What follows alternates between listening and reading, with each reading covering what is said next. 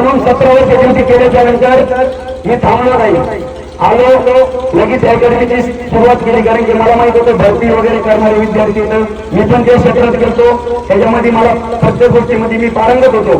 तर 10 महिन्यामध्ये 12 मुलं इंडियन आर्मी असेल, नेव्ही असेल, एअरफोर्स असेल भरती झाले. आता अग्निवीरचा 2 दिवसापूर्वी निकाल लागला. 30 पैकी 27 मुलं अग्निवीरमध्ये सिलेक्ट झाले. 30 पैकी 27. हा, आणि भारतामध्ये SSGD मध्ये स्टाफ सिलेक्शन मध्ये भारतामध्ये माझा पहिला विद्यार्थी आहे.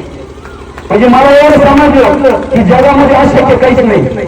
जर स्वतःच्या मनामध्ये जिद्द असली, करण्याची हिंमत असली, हे आपल्या आई बाप होतं. आज त्या बापाचा ओढ भरून आलाय. आज इथं बाप असला ना, त्या प्रत्येक विद्यार्थी ज्या बापाला सरतच मिळतो ना, तोच खायला असतो. बाकीकडे बोलण्यासारखे असते. तर मुलींनी आणि प्रत्येक गावाच्या मुली कोणत्या क्षेत्रात मी आज माझ्यापैकी 40 मुली येतात.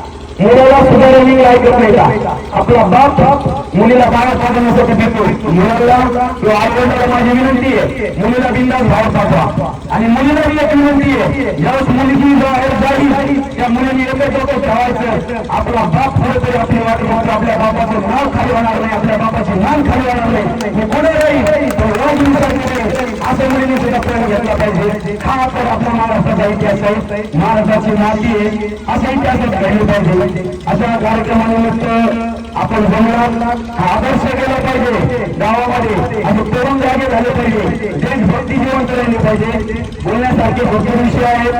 हे झेंडे झाले वाजत मला कळालं मी काय बोलतो, तुम्हाला कळालं तुम्ही काय ऐकतो. त्याच्यामुळे जास्त विषय घेणार नाही.